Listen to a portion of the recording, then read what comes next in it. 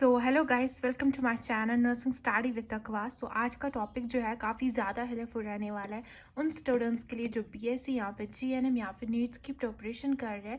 Because इस video में हम कंप्लीट करने वाले हमारे ईसीजी टॉपिक को। बहुत सारे स्टूडेंट्स जो है उनको ये टॉपिक समझने में बहुत दिक्कत होती है, तो आज हम ईजी वे में इसको समझते हैं कि कैसे जो है ईसीजी को हम चेक करते हैं एंड कैसे अगर इसमें कोई वेरिएशंस आती है तो वो सब चीज़ें इसमें हम डिस्कस कर लेते हैं। तो इसको हम वन शॉट में कंप्लीट करते हैं। तो अगर आप मेरे चैनल पे नए हैं तो प्लीज़ इसको लाइक एंड शेयर करना मत भूलिएगा।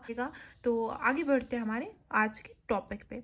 सो ECG, now what's ECG? The ECG full form is electrocardiogram. Basically denotes graphical representation of electrical activity of heart. That means जो electrocardiogram है इसका काम क्या होता है? Basically ये denote करता है हमारी जो general representation of electrical activity of heart होती है, यानी जो भी activity होती है हमारे heart की उसको ये denote करता है या फिर उसको ये represent करता है। तो ECG is called as electrocardiogram, that is machine, and अगर हम representation की बात करें so that's electrocardiograph. So electrocardiograph first time discovered by Anthon. Anthon was the first who discovered electrocardiograph. Electrocardiograph जो होता है इसको हम चेक करने के लिए 12 इलेक्ट्रोड्स का use 6 electrodes and as well as 3 electrodes. Basically here I am talking about the standard ECG in which we use 3 electrodes. यानी इसमें क्या हम करते हैं 3 electrodes का यूज करते हैं और इसमें हम 3 electrodes से चेक करते हैं हमारे ECG को। ठीक है, so basically 1 to both our wrist, यानी 2 हमारे रिस्ट पे लगती है, जो रिस्ट होते हैं हमारे, ठीक है, उन पे एक रिस्ट पे एक लगता है, दूसरे रिस्ट पे दूसरा लगता है।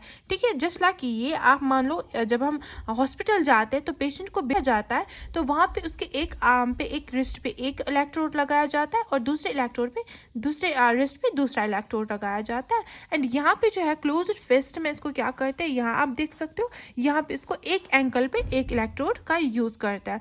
तो बेसिकली यहाँ पे कितने इलेक्ट्रोड्स हो गए? 3 electrodes, 1 and 1 are your wrist and 1 are your left ankle. Okay, तो 3 इलेक्ट्रोड्स का यूज करते हैं। ये एक ट्रायंगल लाइक बन जाता है, आप यहाँ पे देख सकते हो ट्रायंगल लाइक शेप होती है। क्यों ट्रायंगुलर फॉर्म में हम इसको देखते हैं? बिकॉज क्योंकि heart is a closed circuit के एक ट्रायंगल के ऑलमोस्ट जो है सेंटर में आ जाता है।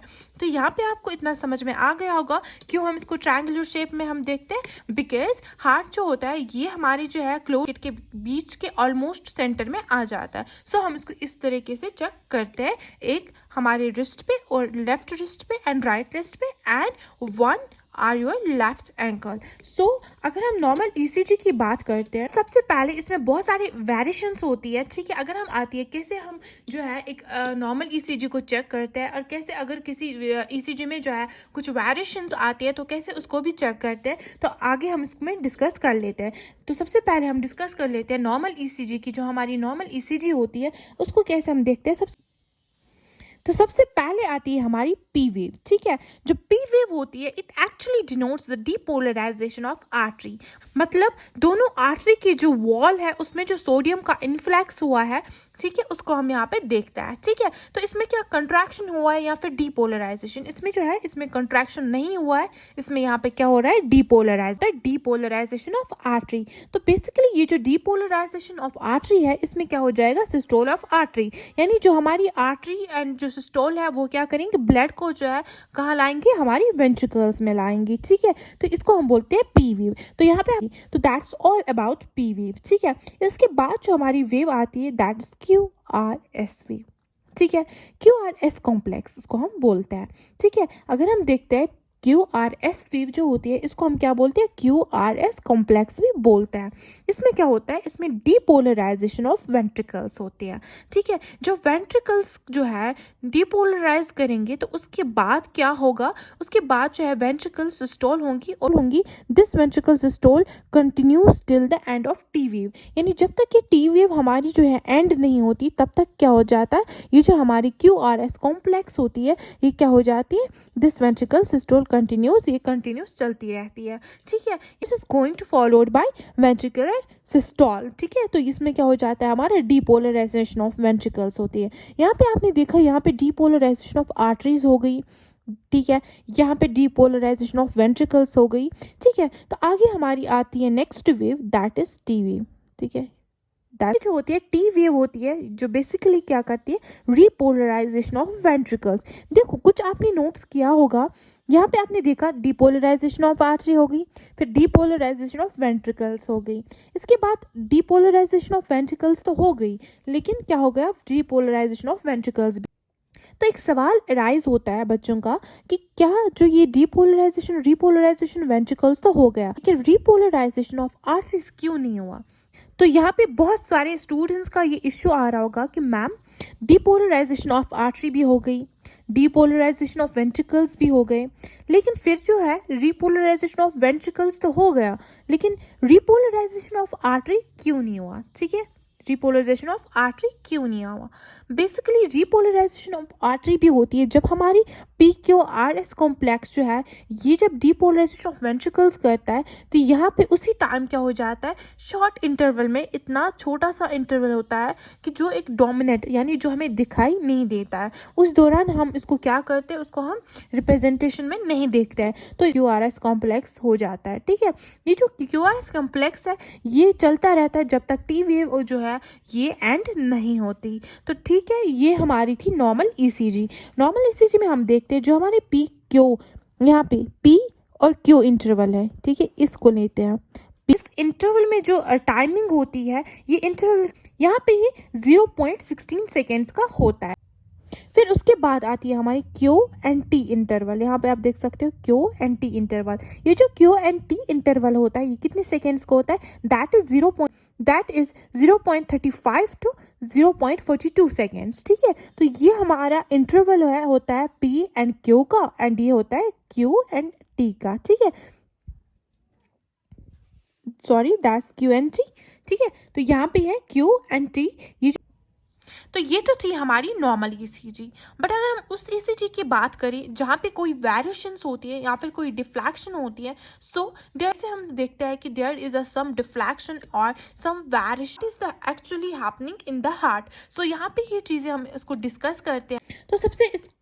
तो सबसे पहले हम इसको हार्ट को देखते हैं जो कि ट्रायंगुलर फॉर्म में हमने यहाँ पे बनाया है। तो सबसे पहले जो होता है यहाँ पे क्या होता है, हमारा जो हार्ट का पहला ट्रायंगल जो होता है इसमें क्या होता है, लेफ्ट आर्टरी। सो इसमें हम देखते हैं left artery and left ventricle से जो ब्लड आता है वो कैसे आता है। सबसे पहले क्या होता है, हमारा ऐसे नोड होता है, ये हमें पता है। ठीक है, हमारा जो ऐसे नोड जो है वो क्या करता है, उसका काम क्या होता है। तो बेसिकली होता क्या है ये हम समझते हैं। सबसे पहले हम ट्रायंगल में एक हार्ट बनाते हैं। ठीक है, इस हार्ट को हम 4 में डिवाइड करते हैं। ठीक है, तो यहाँ पे आप देख सकते हो अगर हमारी हार्ट में जो है कोई डिफ्लैक्शन आती है या फिर कोई वेरिएशन आती है, उसको हम कैसे चेक करते हैं। देखो सबसे पहले ये होता है हमारा ऐसे नोड। ठीक है, ये सबको पता है। यहाँ पे हमारा होता है AV नोड। ठीक है, यहाँ पे होता है AV बंडल्स। ठीक है, यहाँ पे होता है AV बंडल्स। ठीक है, तो यहाँ पे हमारा होता है पर्किंजे फैब्रिक्स। ठीक है, तो यहाँ पे पर्किंजे फैब्रिक्स होती है, यहाँ पे ऐसे नोड होता है। मान लो अगर ऐसे नोड में कोई प्रॉब्लम आ गई, ठीक है, तो क्या हो जाएगा, उस ऐसे नोड जो है इसका काम क्या होता है, इसका काम होता है आर्टरीज तक हमारी मैसेज बेकन। अगर ऐसे नोड ही काम नहीं कर रहा है, ऐसे नोड ही यहाँ पे स्टॉप हो रहा है, तो क्या हो जाएगा। तो सबसे पहले हमारी कौन सी वेव होती है, P वेव। तो सबसे पहले जब आर्टरीज को मैसेज नहीं आई, जब आर्टरीज ने कोई फंक्शन ही नहीं किया, तो क्या हमारी P वेव शो होगी, नहीं। तो सबसे पहली वेरिएशंस आएगी हमारी P वेव में। ठीक है, हमारा P वेव ही एब्सेंट होगा। क्यों, क्योंकि हमारी जो ऐसे नोड है उसका काम होता है क्या करना, आर्टरीज तक मैसेज भेजना ताकि P वेव जो है शो हो जाए। लेकिन जब आर्टरीज तक मैसेज ही नहीं आई तो क्या हो जाएगा, हमारा जो P वेव होगा वो एब्सेंट होगा। ठीक है, तो उस टाइम क्या हो जाएगा, हमारा ऐसे नोड जो है वो ब्लॉक हो जाएगा और हमारी जो P वेव है वो क्या हो जाएगी, P वेव जो है ये हो जाएगी हमारी एब्सेंट। ठीक है, तो P वेव जब एब्सेंट होगी तो क्या हो जाएगा, आगे ऐसे नोड को कोई मैसेज नहीं आएगी। ठीक है, यहाँ पे आप यही देख सकते हो, इफ ऐसे नोड इज ब्लॉक, यानी अगर हमारा ऐसे नोड ही ब्लॉक हो जाएगा तो P वेव क्या हो जाएगा, हमारा एब्सेंट हो जाएगा। तो ये आपको पहला पॉइंट जो है समझ में आ गया होगा। ऐसे नोड हमारी आर्टरीज तक मैसेज नहीं भेजेगा तो उससे क्या हो जाएगा, P वेव भी एब्सेंट हो जाएगी। तो पहली वेरिएशन होती है। ठीक है। इसके बाद हम देखते हैं second variation, that is AV bundle. तो यहाँ पे आप देख सकते हो जो हमारा ऐसे नोड है, आपको पता होनी चाहिए कि जो हमारा ऐसे नोड है वो कितने टाइम्स जनरेट करता है हमारे इम्पल्स को, 72 टाइम्स जनरेट इम्पल्स। ठीक है, हमारे इम्पल्स को 72 टाइम्स में जनरेट करता है। अब अगर ऐसे नोड क्या हो जाएगा, इम्पल्स ही जनरेट नहीं हो जाएंगी। इससे क्या होगा, अब जो हमारा ऐसे नोड है इसके कॉन्ट्रैक्ट में नहीं बचेगा। ठीक है, एवी नोड इसके कॉन्ट्रैक्ट में नहीं बचेगा, तो क्या हो जाएगा, हमारी पी वेव भी हमारी एब्सेंट रह जाएगी। ठीक है, तो उसके बाद आते हैं हमारी एवी नोड का। ठीक है, एवी नोड का काम क्या होता है, ठीक है, ये भेजता है हमारे सिग्नल एवी बंडल्स तक। ठीक है, ठीक है, मान लो एवी नोड जो है ये ब्लॉक हो गया। ठीक है, पहले तो ऐसे नोड ब्लॉक हो गया, तो ऐसे नोड ने सिग्नल नहीं भेजी आर्टरीज तक, तो उससे क्या हो जाएगा, इम्पल्स ही जनरेट नहीं हुई। इम्पल्स जनरेट नहीं हुई तो हमारा क्या हो जाएगा, पी वेव ही एब्सेंट होगा, क्योंकि पहली वेव ही जो है आर्टरीज तक पहुंचती है हमारी मैसेज। जब आर्टरीज तक मैसेज ही नहीं पहुंची तो पी वेव भी नहीं होगा। ठीक है, शो। उसके बाद आती है एवी नोड। अगर एवी नोड में प्रॉब्लम होगी, यानी एवी नोड ब्लॉक हो जाएगा, ऐसे नोड यहाँ पे काम कर रहा है लेकिन एवी नोड काम नहीं कर रहा है, तो उस कंडीशन में क्या होगा।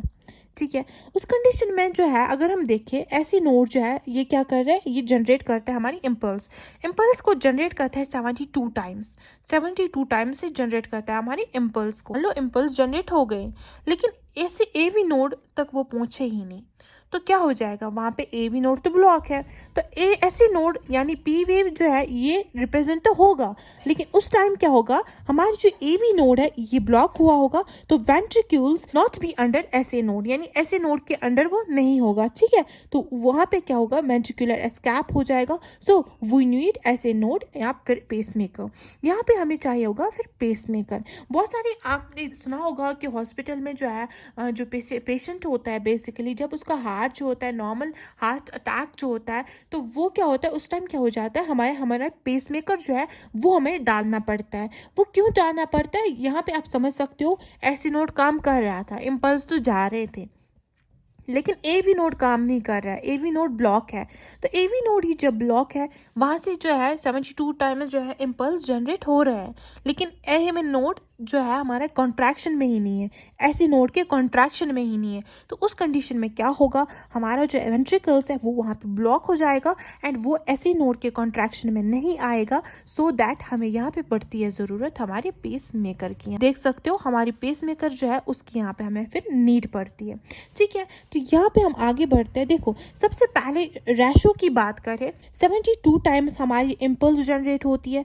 ठीक है, वो कितने सेकेंड्स, 50 टाइम्स होती है, तो 15 into 72 that is 3:1 ratio. 3:1 ratio, 3:1 ratio मतलब पी जो है, पी वेव जो है 3 टाइम्स शो होगा, पी वेव जो है 3 टाइम्स होगा शो। ठीक है, इस कंडीशन में क्योंकि एवी नोड तो काम कर नहीं रहा है, नोड कम, ऐसी नोड जो है इम्पल्स जनरेट कर रहा है, तो इम्पल्स जनरेट कर रहा है, तो उसने हमें देखा कि 3:1 रेशो आ रहा है, तो 3:1 रेशो में जो है पी वेव जो है 3 टाइम्स शो होगी, उसके बाद Q R S T wave. ठीक है, सो इन दिस केस यहाँ पे क्या होगा, जो 3 टाइम्स जो पी वेव शो हो रहा है, in this case P wave shows in 3 times, 3 times. तो इस कंडीशन को हम बोलते हैं Stokes admin syndrome. Stokes Adam syndrome, Stokes Adam syndrome जो होता है यही होता है कि जहाँ पे क्या हो जाता है, 3 टाइम्स जो है पी वेव जो है शो हो जाती है। ठीक है, यहाँ पे आपने देख लिया कि कैसे कैसे जो है यहाँ पे वेरिएशंस आती है। ठीक है, हमारे ईसीजी में सबसे पहले हमने देखी वेरिएशंस, तो वेरिएशंस में हमने देखी, तो सबसे पहले हमने देखा ऐसे नोड का काम क्या होता है, इसका काम होता है इम्पल्स का काम होता है आर्टरीज तक इम्पल्स भेजना, मैसेज भेजना, लेकिन जब इम्पल्स नहीं भेजी, वहाँ पे एवी नोड के पास कोई मैसेज आई ही नहीं, तो उस टाइम क्या हो जाएगा, पी वेव जो है एब्सेंट हो जाएगी और ऐसे नोड ब्लॉक हो जाएगा।